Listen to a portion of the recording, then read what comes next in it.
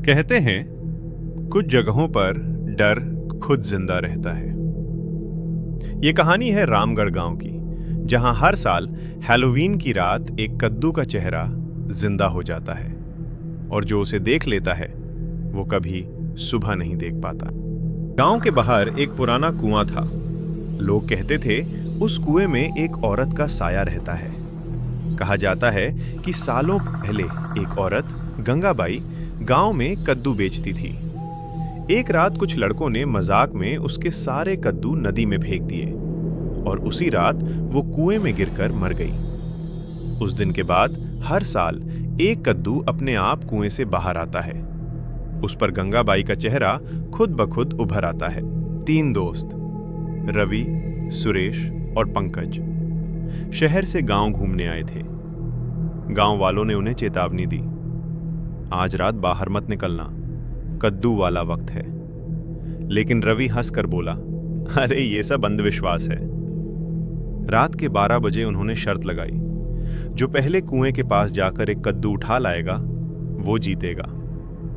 Ravi torch लेकर चला गया। कुआं बिल्कुल शांत था, बस हवा चल रही थी। उसने देखा वहां सच में एक कद्दू रखा हुआ था, लेकिन वो कद्दू खुद धीरे धीरे घूमने लगा। रवि, ये कैसे हिल रहा है? अचानक कद्दू के चेहरे पर आंखें खुल गईं, खून जैसी लाल रोशनी से चमकती हुई। रवि चीखा और अंधेरे में गायब हो गया। सुरेश और पंकज दौड़कर कुएं के पास पहुंचे। वहां सिर्फ रवि की टॉर्च पड़ी थी और जमीन पर कद्दू के बीजों का निशान। सुरेश बोला, शायद वो गिर गया होगा। लेकिन तभी पंकज के कान में किसी ने धीरे से फुसफुसाया, कद्दू लौटाओ।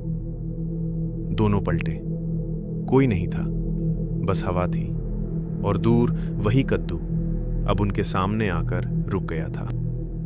पंकज डर के मारे भागा और घर में बंद हो गया। लेकिन दरवाजे के बाहर किसी ने दस्तक दी। ठक ठक ठक। कौन है? उसने पूछा। बाहर से वही रवि की आवाज आई, दरवाजा खोलो, मैं हूं। पंकज रो पड़ा, रवि तू जिंदा है? लेकिन जब उसने दरवाजा खोला वहां रवि नहीं था। वहां वही कद्दू पड़ा था और उस पर पंकज का चेहरा उभरा हुआ था। अगले दिन गांव वाले कुएं के पास पहुंचे।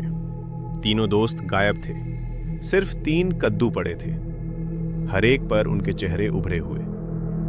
गांव वालों ने उन कद्दुओं को वहीं छोड़ दिया, क्योंकि कहते हैं जो उन्हें जलाने की कोशिश करता है उसके घर में आधी रात को गंगाबाई की हंसी गूंजती है।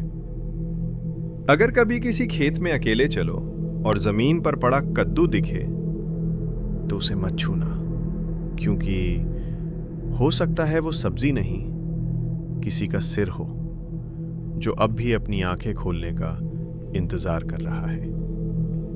मुझे मत छू। हर रहस्य की एक नई परत होती है और हमने तो अभी सिर्फ शुरुआत की है। अगर सच तक पहुंचना है तो चैनल को सब्सक्राइब जरूर करना। अगली कहानी तुम्हारा इंतजार कर रही है।